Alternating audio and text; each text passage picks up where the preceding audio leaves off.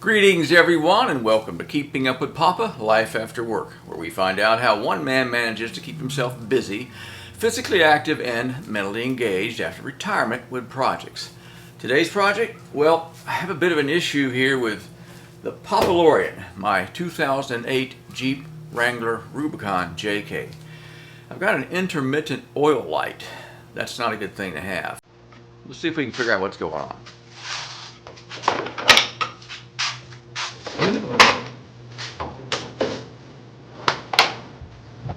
Pops right off.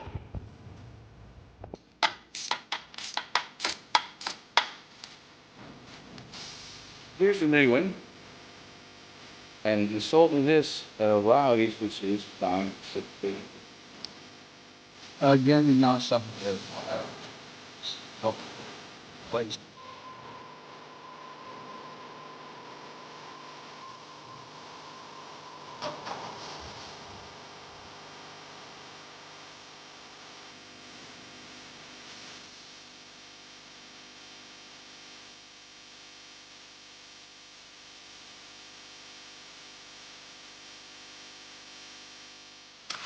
Welcome back. So how about a little backstory? So I've been gone for a couple of weeks on a business trip of sorts, and while I was down in Central Florida, I all of a sudden, just out of the blue, taking the left-hand turn, my oil lamp would come on and I'd get 1, 2, or 3 dings. Well, typically that indicates low oil pressure, and that's not good. One of the easiest ways to kill an engine is to have your oil pressure go low. Now, this engine has got just shy of 90,000 miles on it, so it's really not at a point where the oil pump should be wearing out. And the symptoms are kind of odd. It only happens, as I mentioned, when I take a really sharp left-hand turn, like turning into a parking lot, or if I'm going over some bumps, it'll ding. Typically going down the road, no issue at all. Taking a sharp right-hand turn, no issue at all. Kind of leads me to believe that it's electrical, or maybe the oil sender is failing. So I did go to a shop with the intention of having the oil pressure tested. Well, I showed up that morning and asked to get an oil pressure test done, and they said they didn't have the equipment to do that, which was kind of a surprise. I asked them, well, why am I here? They said, well, we can change the oil sender out for you. And I probably should have gone ahead and done that then, but I decided just to do it when I got home because it had quit. It had completely stopped. And for 4 or 5 days, no more issues with it. Well, yesterday it started doing it again. And then today on the way home, which was about a 130-mile drive, it did it to me off and on intermittently, even driving down the road, but typically only when I hit a bump. Again, that leads me in the direction of thinking this is electrical and not an issue with the actual oil pump. So, on the way home, I stopped at O'Reilly's and bought an oil sender, and I bought a socket to install the oil sender. It takes a kind of a special size. They make one specifically for oil senders. So we're going to pop this one out, put a new one in, and inspect the wiring and see if maybe there's a wiring issue and see if this fixes the problem or not. If it does, great. If it doesn't, just go into the shop to get it looked at. Let's get started. Now, I was only able to find one video on YouTube showing me how to do this. That was sufficient, though. It actually got me where I wanted to go, so now I know what I need to be doing. So what actually has happened now is, in the case of most of these Jeeps, they have a plastic fender well in here. I put in an aftermarket one, which is a lot more rugged. So I've got to remove this. I'm going to try and do this without taking the tire off, although having the tire out of the way would be a lot simpler. And if I need to, I will remove that in a few minutes. And then back in here, right next to the oil filter, is the oil sender. So let's see what it takes to get this off, and then we'll see if we can get that oil sender out.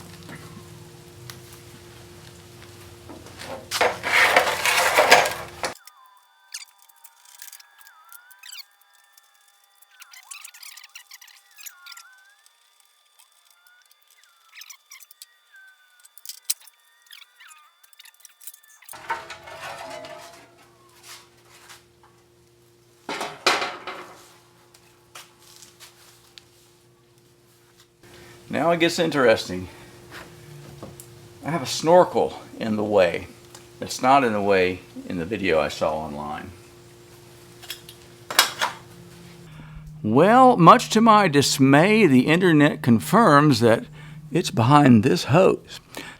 So I have gone up top here, I've removed the breather.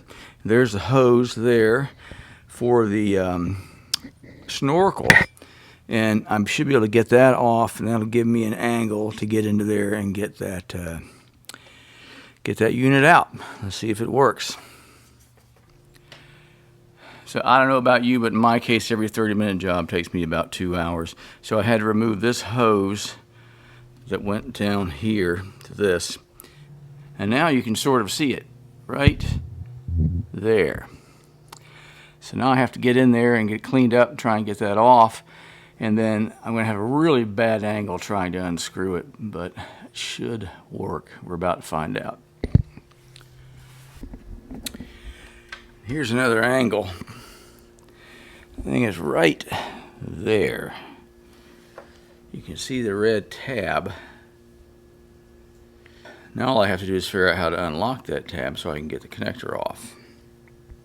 Well, every now and then you lose a battle. And this is an instance where I'm just going to give up and have it done by the mechanics. The main reason is I cannot get the little red tab loose to pull the connector off. And even then, I don't think I have quite the right angle to get that sensor out. I'm probably going to have to take out even more of a snorkel to get the right angle. And the guys at the shop may have something that gets to it a little bit easier than I can. What I did find, which was a little bit of a shocker, was a puddle of oil underneath the oil pan just now. And sure enough, I had the oil changed at a not to be named place out of town. And they had it finger tight, and that was it. I actually was able to unscrew it with my fingers, and it was leaking oil. That's not part of the problem well, my oil sensor, I have plenty of oil in there. It was a light leak. But nonetheless, it's just kind of unforgivable for a company that does that for a living to do something like that. Anyway, I think I'm going to back off on this one and let the shop do it. I'll let you know how it turns out. Let's not give up yet. It took one screw here to get that piece off right there, which is a snorkel, and tighten up or loosen up that band, and that slipped right off. So now, coming back around here,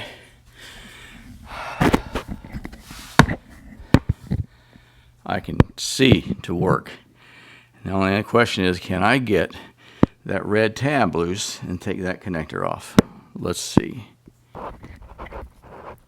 So I know now why it is that people have so much trouble taking these videos.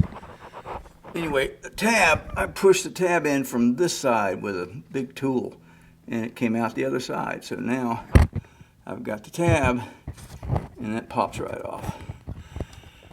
Wow. So let's see if we can get this fellow out. So here's the new one. And they sold me this at O'Reilly's, which is designed specifically for removing these guys, which is great. It fits perfectly. So it takes a 3/8 inch drive. So we're going to see if we can squeeze a 3/8 inch in there using a knuckle and get the old one out. Here we go. I've doubled up on extensions.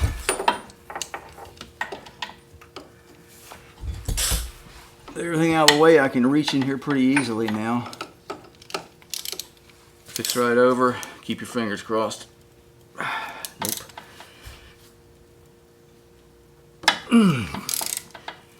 Whoa.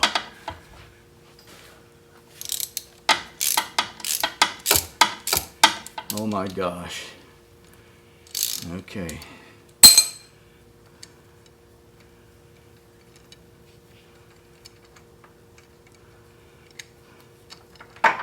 Ooh, doggy. Check it out.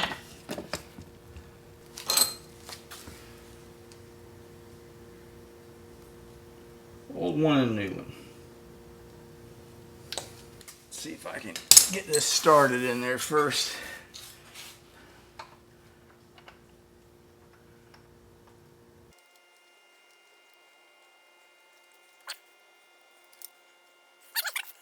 Probably just want to get it in there snug.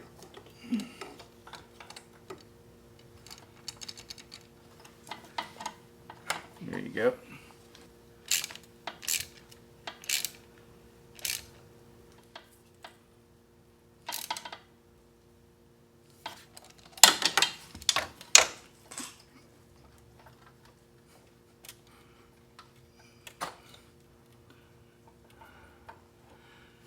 not have it like that.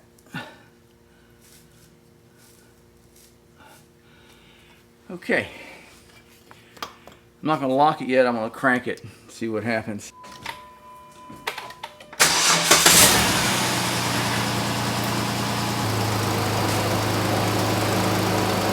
Don't have a light on the dash. That's saying something. That is not leaking any oil. That's good. So I'm going to turn it off. I'm going to pop that connector back off and use some contact cleaner on it. Clean it up good.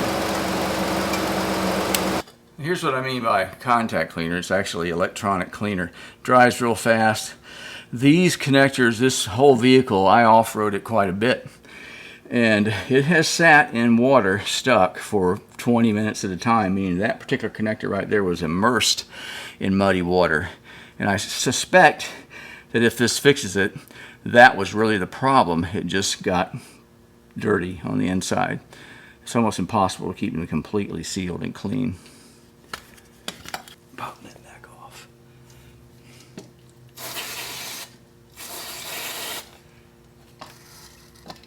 Sweet. Give it just a moment to dry.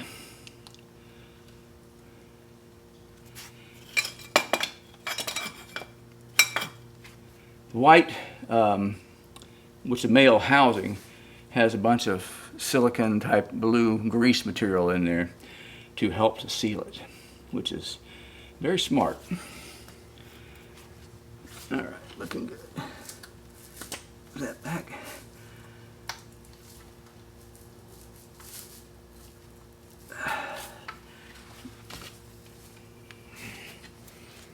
Yeah.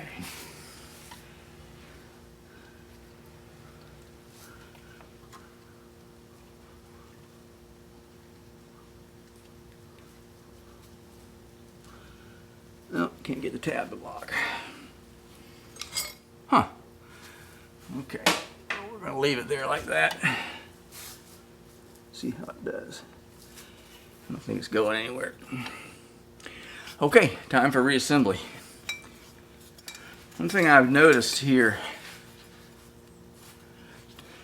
is this wire is kind of rough. And it's right up here against the, look at that, it's right up against the manifold.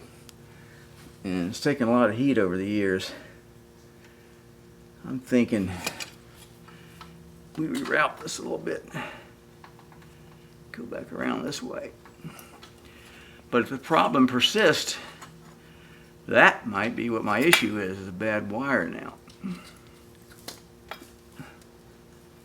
And that was in a very bad spot before. I don't feel any breaks, but I sure feel, oh, that's just mud. Okay, so it should be a little safer over there and not quite as hot. But it really is a good time to replace that entire wire. I just don't have the harness with me, the ability to do it. I wonder where it goes. If it comes down to it, so the wire is accessible on the top up here. It would be very easy to just buy a new connector and splice it in up top up there. So if it continues, then that's, if the problem continues, then that's what I'll do. Let's hope it's fixed. All right, I just took it for a test drive, and I live on a dirt road, so I really beat it up as hard as I could to try and get it to ding, and no dings. A lot of sliding back and forth, sideways, left and right, a lot of potholes, no dings. Good sign so far. Now tomorrow I'm taking it on a 160-mile round trip. That will be the tail of the tape. See how well it does then. Fingers crossed, hopefully this fixed it. Just got to put all this back together for the snorkel, and we're done for the day. I'll get back to you and let you know how tomorrow went. Well, it's the next day, and as I said, I was taking a 160-mile round trip today, and that would give me a good idea of how well the oil cinder fix I did yesterday worked out. Well, I got about 100 yards down the dirt road, and everything just went kind of nuts. The little oil can light came on, and it was beeping at me, and this time it came on and it stayed on. So that either meant I had a catastrophic failure with my oil pump, or that connector I was messing with yesterday came loose. I'm voting for number 2. In fact, I'm quite certain of it at this point. So we're going to break back into it. We're going to figure out how to get that latch to lock. Here we go.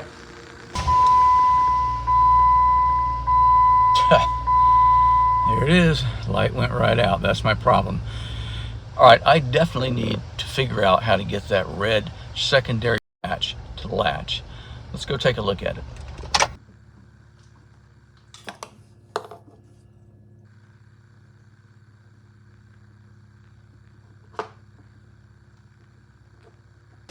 All right, so it turns out that I can pull this whole assembly up from where it was, and it goes into a harness back here. And I discovered one very important thing.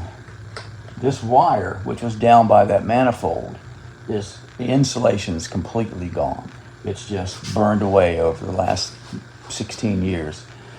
So what I'm going to end up doing is I'm going to end up splicing a new wire in from somewhere down here all the way to the back of this. The wire's actually pretty good. Here's the back of the connector, it's fine, but in between it's just completely ruined. And also it just so happens that for the last 32 years I was with a company that designed and built and manufactured wire for the aerospace and defense industry. So I have sampled wire left over from when I was working that's designed to take much higher temperatures than this engine will ever throw at it, including that manifold. So I'm going to splice in a piece of that aerospace wire. Let's get started. Number one, let's clip this baby off. All right, and take it to the bench.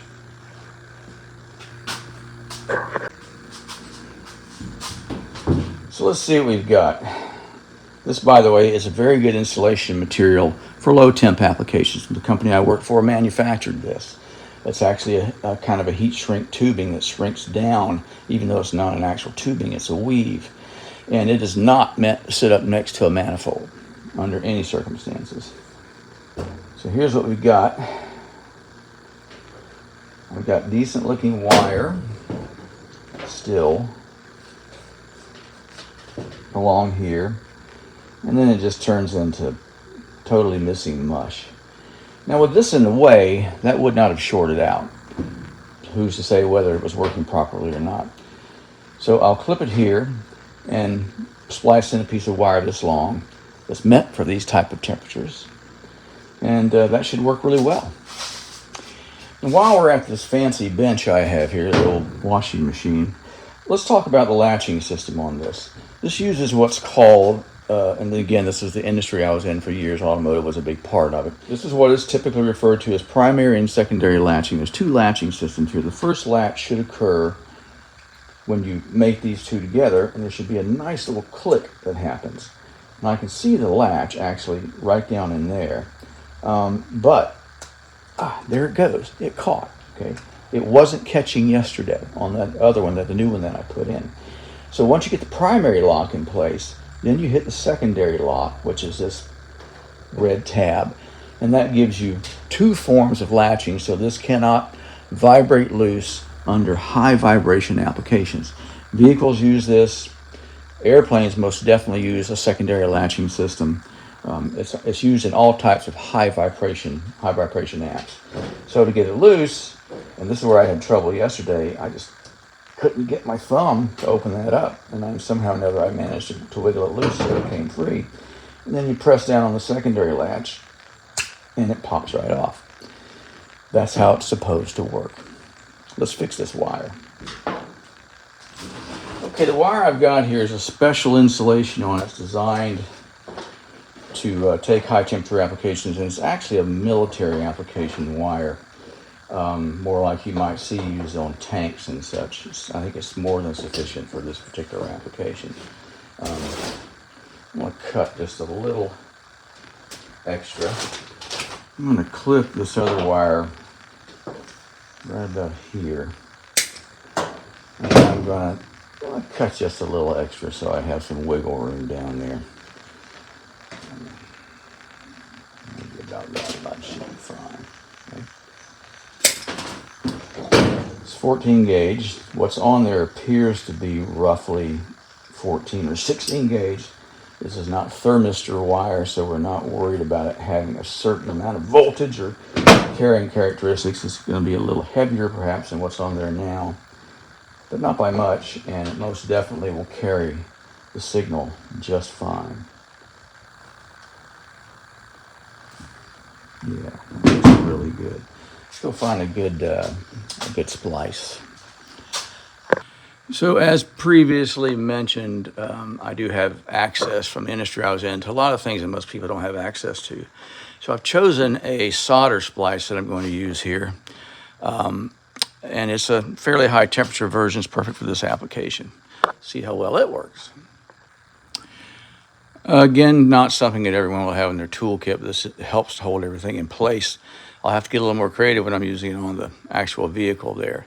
But you'll see there's a solder ring inside of here, and then these two rings on the outside seal to the wire. And this is heat shrink tubing here as well that seals to the wire. This grade, again, is a military grade version. See if it works.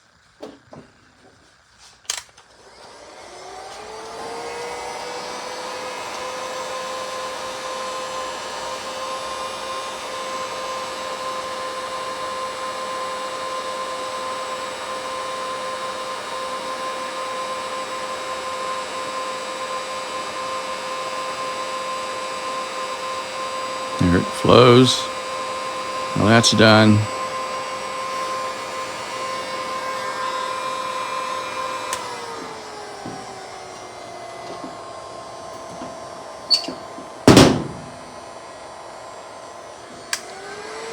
Just going to make sure these are sealed.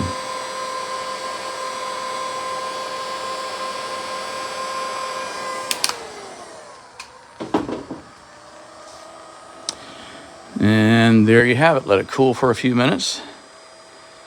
And we have a very, very nice solder slug there. Yeah, you want to make sure that that ring flowed completely, and it did. It's done fine. Now it's a nice solid solder joint. The downside potential here is that this wire is not able to take nearly as much heat as this wire is. So you have to be careful not to burn up the insulation over here. That's why I can't use one of the really high temp versions. It would destroy the wire that was on the vehicle very quickly.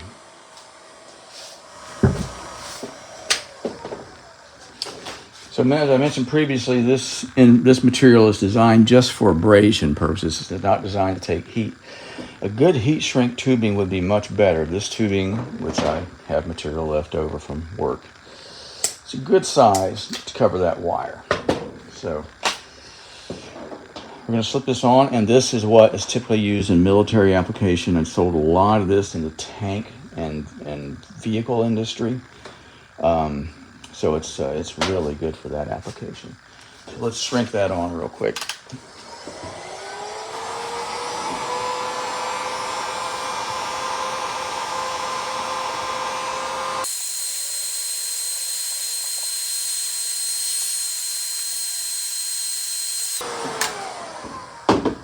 All right, all done. Excellent. So this is single wall heat shrink tubing versus double wall. Double wall actually has a layer of adhesive on the inside. This one doesn't have that, and this application is just not necessary. All right, let's see if we can get it onto the Jeep.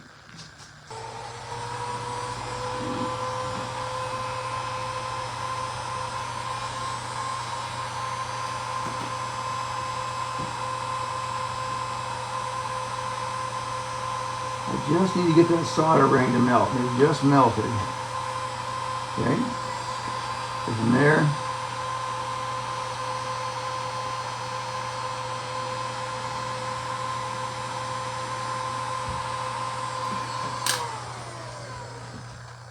all right, perfect. The only other thing I could have done better was put a piece of heat shrink long enough back over here and shrink back over that connection, but it's fine. It's not going to get hurt. I'm more concerned about protecting what's down here from the heat of the engine. See if I can thread this back down now to where it goes. All right, now let's see if we can get this connector hooked up.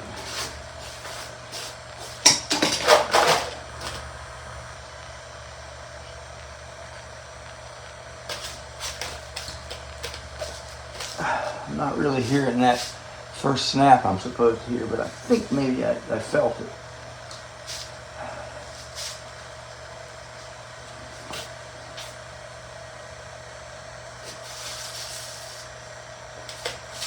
It's not going any further. Maybe a nice pair of pliers now.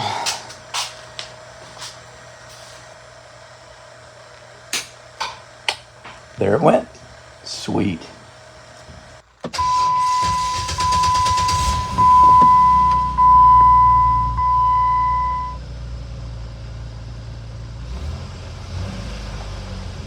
Moment, back to normal.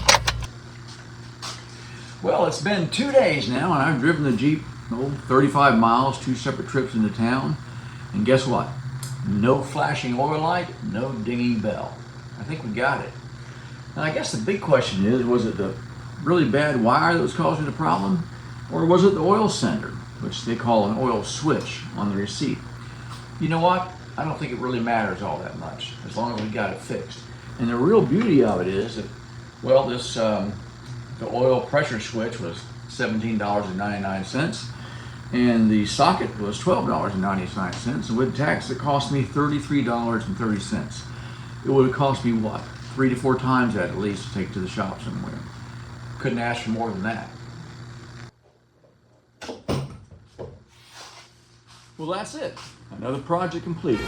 Hey, thanks again for watching, and as usual, comments and questions are welcome. Please remember to like and share and subscribe, and I'll see you next time on Keeping Up with Papa, Life After Work.